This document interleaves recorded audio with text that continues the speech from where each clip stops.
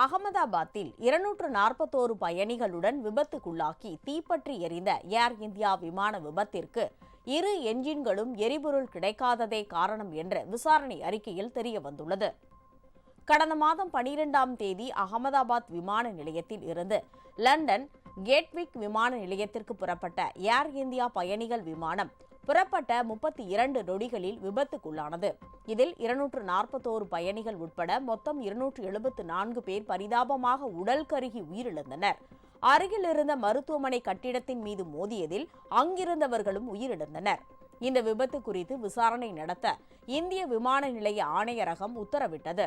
அதில் முதல்கட்ட விசாரணை அறிக்கை வெளியாகியுள்ளது.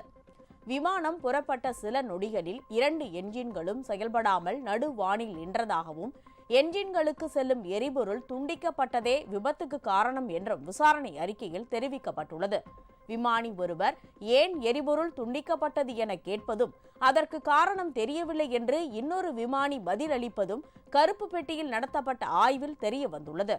துரிதமாக செயல்பட்ட விமானிகள் முதல் என்ஜினை செயல்பாட்டிற்கு கொண்டுவர முயன்று அதில் சிறிது வெற்றி கண்ட போதிலும் இரண்டாவது என்ஜின் செயல்படாமல் போனது வெறும் 32 நொடிகள் மட்டுமே அந்த விமானம் அந்தரத்தில் பயணித்துள்ளது.